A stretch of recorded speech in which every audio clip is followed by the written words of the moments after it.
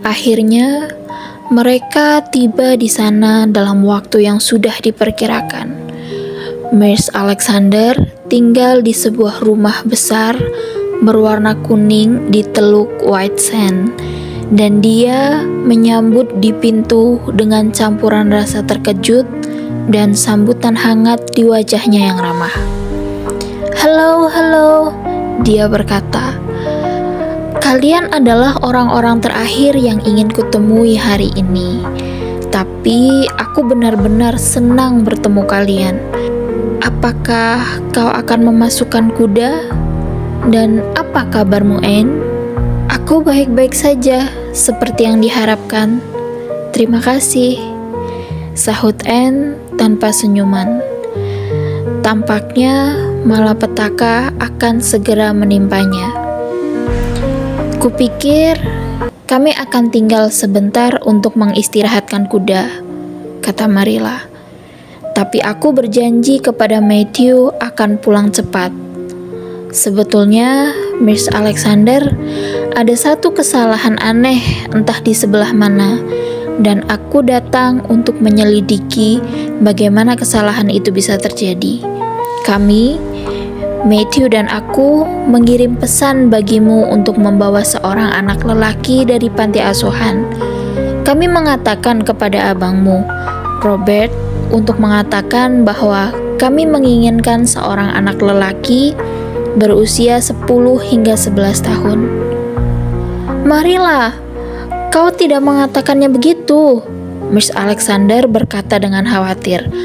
"Robert menyuruh anak perempuannya, Nancy, untuk menyampaikan pesanmu. Dia berkata bahwa kau menginginkan seorang anak perempuan. Memang begitu kan, Flora Jane?" Dia bertanya kepada anak perempuannya yang baru muncul di tangga.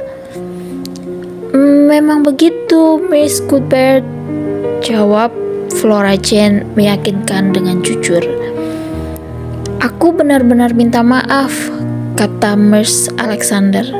"Hal ini sangat buruk, tapi sudah pasti itu bukan salahku, Miss Cuthbert. Aku melakukan hal terbaik yang aku bisa, dan kupikir aku mengikuti instruksimu. Nancy itu orang yang sangat ceroboh. Seringkali aku harus memarahi anak itu karena kelalaiannya."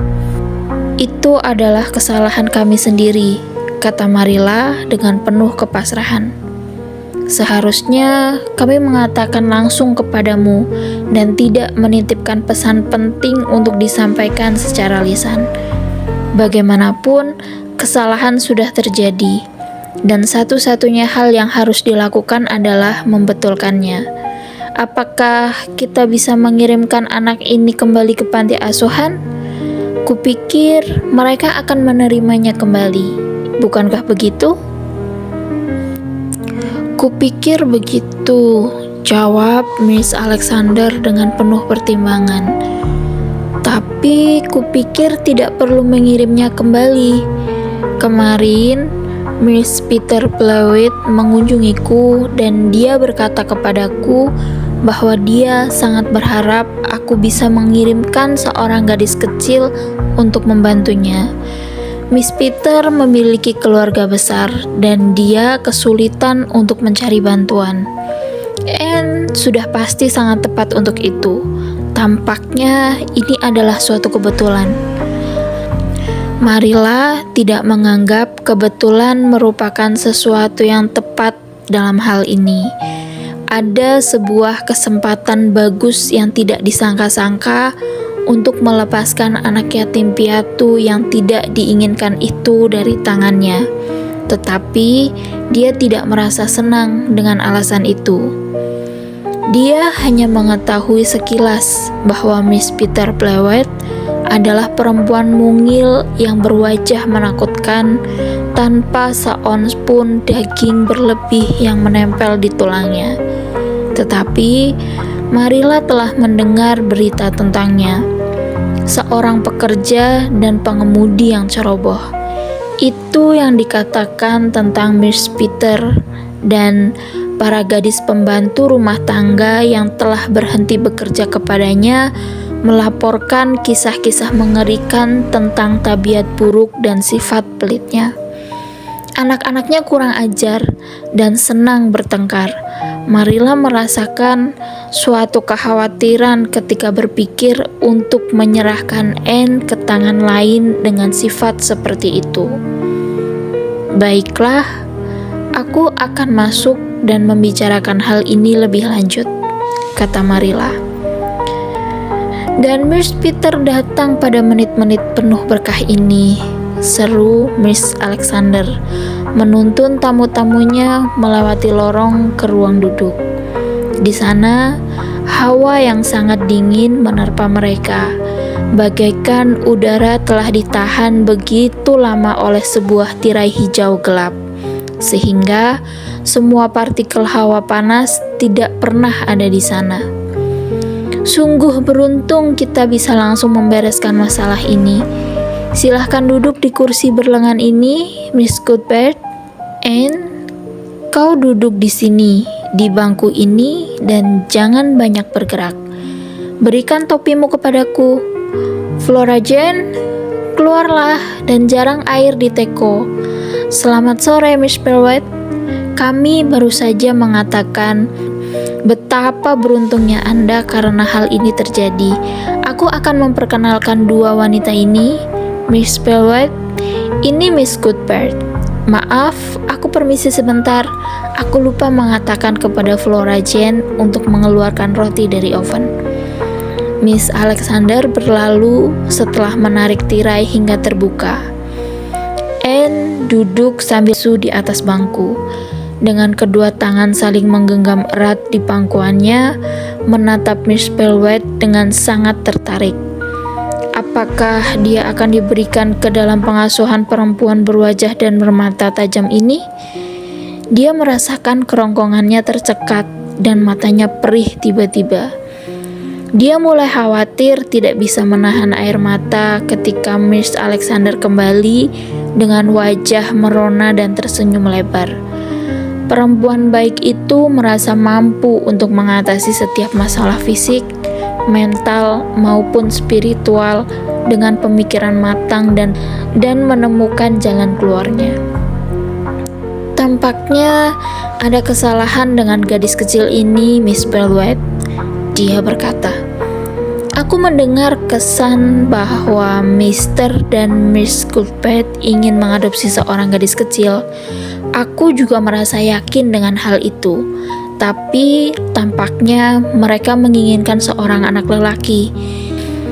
Jadi, jika Anda masih memikirkan hal yang sama dengan kemarin, kupikir dia anak yang tepat bagi Anda." Miss Perwet menatap Anne tajam dari kepala hingga ke ujung kaki.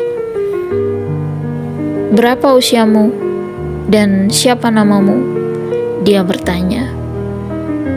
"Anne Shirley," jawab anak kecil yang ketakutan itu, tidak berani untuk mengatakan keinginannya agar dipanggil Anne dengan huruf E. "Dan umurku 11 tahun.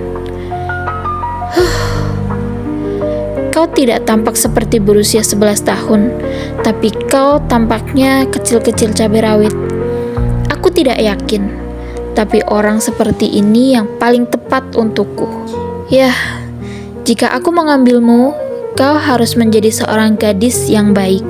Kau tahu, baik, pintar, dan penuh rasa hormat. Kuharap kau bisa membalas budi, dan tidak ada keraguan akan hal itu. Ya, kupikir aku bisa mengambilnya dari tanganmu, Miss Cuthbert. Bayiku sangat menyulitkan, dan aku sudah kewalahan mengurusinya. Jika Anda mau, aku bisa membawanya pulang ke rumah saat ini juga." Marilla menatap Anne dan hatinya melunak ketika melihat wajah pucat anak itu dengan ekspresi penuh derita dalam kebisuannya. Derita seorang makhluk kecil yang tak berdaya, yang menemukan bahwa dirinya kembali masuk ke sebuah perangkap setelah berhasil keluar dari perangkap lain. Marilla merasakan ketidaknyamanan akan hal itu. Jika dia merenggut harapan si gadis kecil, Hal itu akan menghantuinya hingga akhir hidupnya. Selain itu, dia tidak menyukai Miss Perlwright.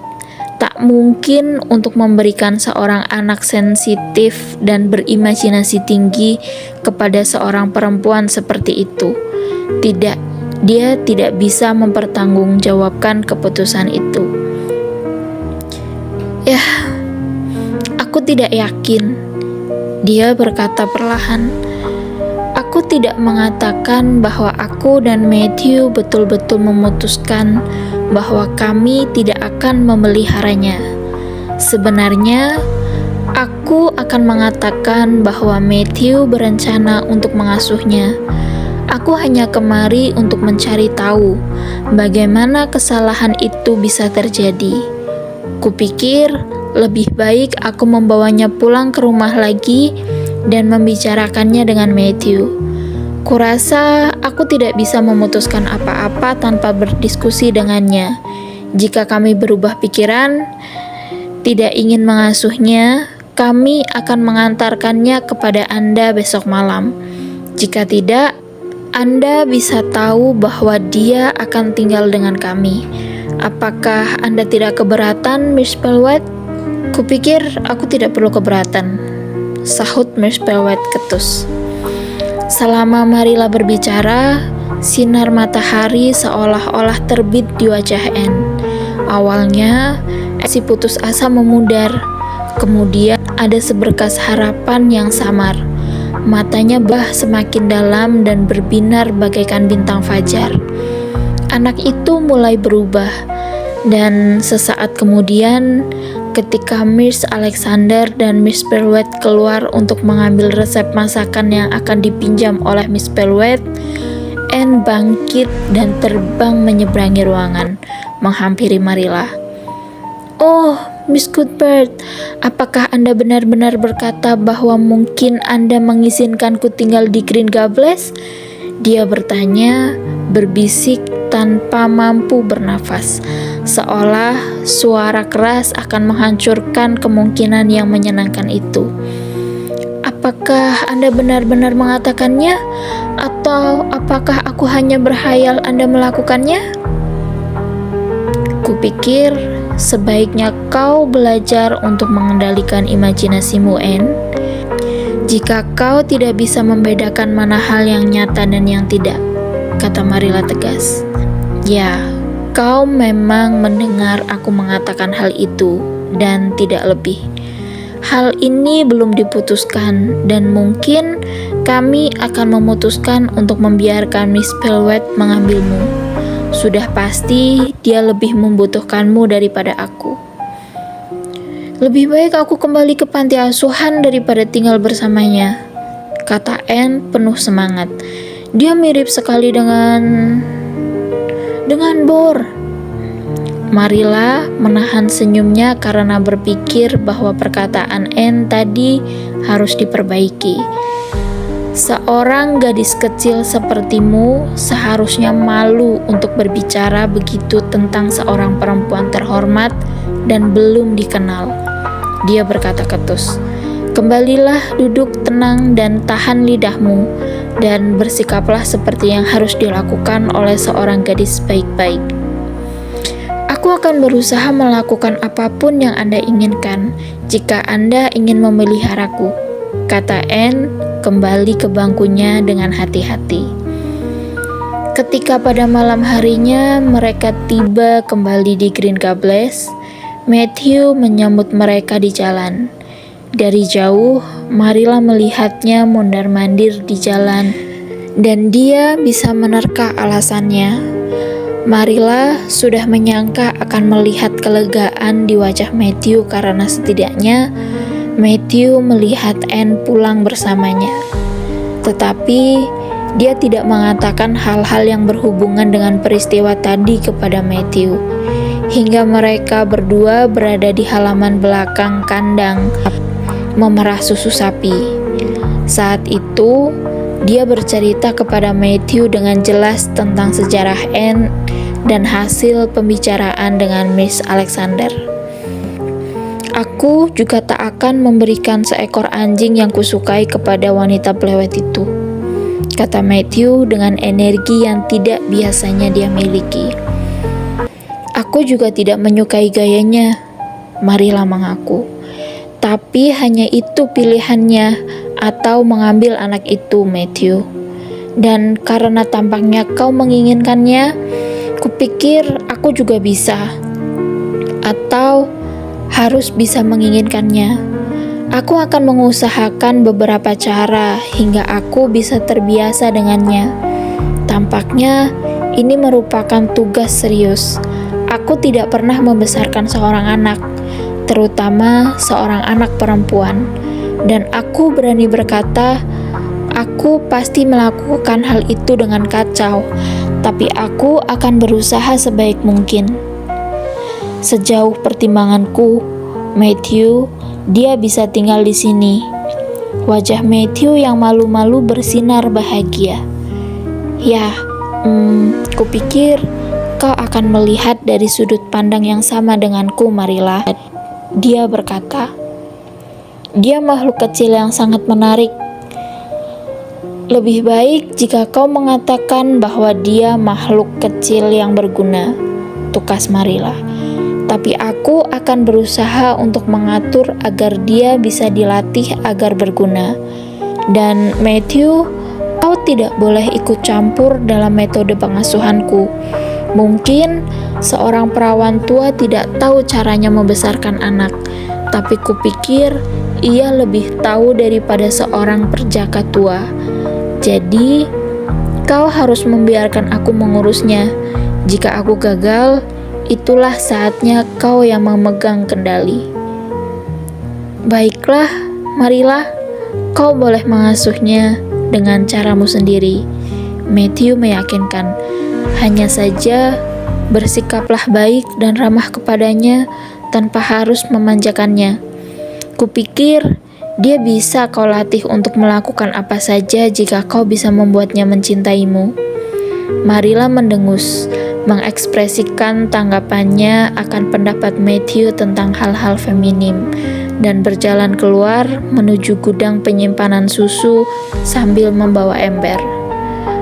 Aku tak akan mengatakan kepadanya malam ini bahwa dia boleh tetap tinggal. Dia berpikir ketika menyaring susu menjadi krim. Dia akan sangat bergairah sehingga tak akan bisa tidur sepicing pun. Marilla Cuthbert, kau cukup cocok untuk melakukan itu. Apakah kau pernah berpikir suatu hari kau akan mengadopsi seorang anak perempuan yatim piatu? Hal itu sudah cukup mengejutkan, tetapi tidak terlalu mengejutkan dibandingkan Matthew yang sangat menginginkan hal ini. Biasanya, dia selalu tampak ketakutan terhadap para gadis kecil. Bagaimanapun, kami sudah memutuskan untuk bereksperimen, dan hanya Tuhan yang tahu apa yang akan terjadi selanjutnya.